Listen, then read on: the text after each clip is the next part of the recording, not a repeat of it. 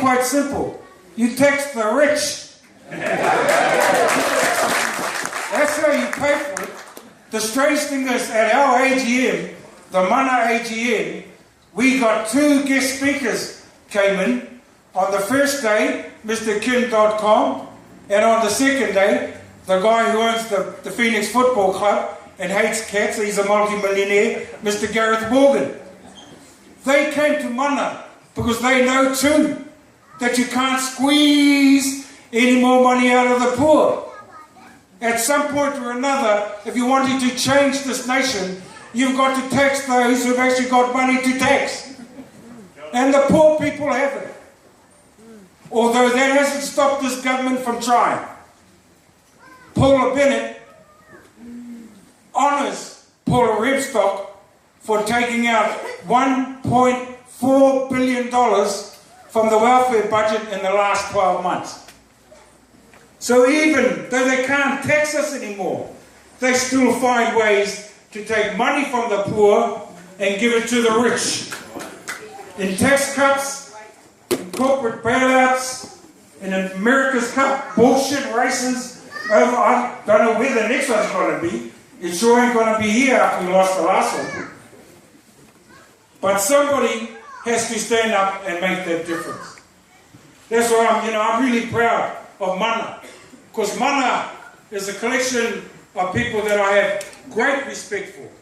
People who have over the generations shown their mettle and proven that they're prepared to step outside the box and, where necessary, step outside the law to make a difference for the people that we serve.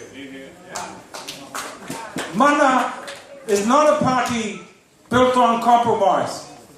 Mana is not a party that takes a back step.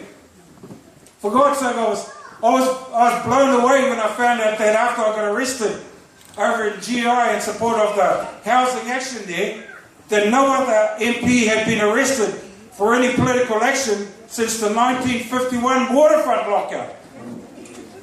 Why are we electing people to Parliament who haven't got the courage to stand up for the things their constituents believe? You're right.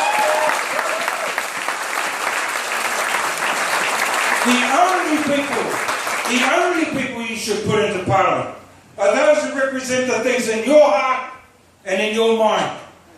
The people who will take the stand to make the difference. The people who will make the changes that are necessary if we are to bring everybody in our government up, in our society. Should we wave this flag at 5 minutes just to remind us? It always puts me off. So now we're down the back there, Ria. Bring that flag, somebody. If we are to lift everybody in our society to a level where we can all be positive contributors to where it is that we want to be. But Mana was always going to be stuck in a little area and unable to grow unless we could lift ourselves to another level. Unless we could engage with another organisation, with another thinking, with another power, with another group of people that had the wherewithal to help us to grow that kaupapa. And yet, we were struggling to get there. And then, I was talking to some young kids up home at my kura. One of them says to me, "Hey Matua, you know that Kim.com? I went, no, not really. I met him at a couple of GCSP rallies, but I don't really know. Why?" He says, "Matua, would you mind if I left the Mana party and joined the internet party?" I tell you, that seriously freaked me out, eh? Because I'm thinking to myself, here's one of my own kids, one of the kids we brought up. He's saying that to me. But I walked away because I was pissed off with him, actually. But what he was doing was challenging me. Where is Mana if we're over here? Where's Mana's mind if our mind is here already? So I came back after a while, after I'd calmed down a bit, talked to him and the others, went around and talked to other young Māori kids all around the Taitokero, and I realised that if Mana was going to be part of a changing world, then we didn't just want to be part of a world where change is steamrolling over the top of us, but that we wanted to be a part of a world where we can help to drive that change. So I took that call from Kim.com. And it's been an absolute crazy roller coaster ride ever since. It's been challenging, it's been exciting, it's forced me to think outside the square, which I don't mind doing because I like to think I live outside the square anyway. But it forced me to realise that there were ways and means of lifting ourselves to another level, to raise what we know to be true about this country and engage with an organisation with a kind of broad scope that can help us to carry this message to the rest of the nation. It was because of that young man and that challenge that he put upon us that we are all actually here today. If he hadn't have done that, Mana could have just stayed as Mana. The Internet Party may not have even got up as going in the way that it has, and we may never have gotten together. Mind you, I don't mind saying that in the end we got together because the Internet Party was bold enough, courageous enough, reckless enough, and take a big enough risk to pick a leader like Laila Hare.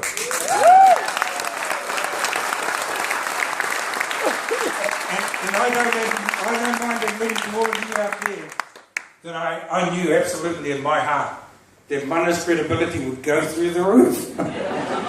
If we could do a deal with the Internet Party, we're under a leader like Laila Hare. So, folks, there's a lot of wonderful speakers up here. I don't have much more to say, except to say just one thing. It's a message I carry wherever I go, and it's a simple one. I got it off a guy that I met in jail. He was in jail, and I was visiting him.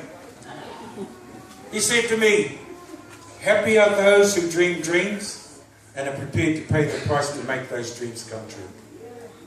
It's a wonderful saying. It's something I've carried for the last 35 years.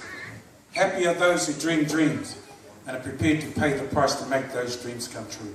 I think all of you are here because you dream of a change in government. I think all of you are here because you dream of a change in the way in which we do things in this country. I think all of you are here because you dream of a change in the way in which politics is carried out in this country. The good thing about being here is the only price that we're asking you to pay is just 2 little ticks. Tēnā koutou, tēnā koutou, huri atu, huri noa, kia ora tātou kapua.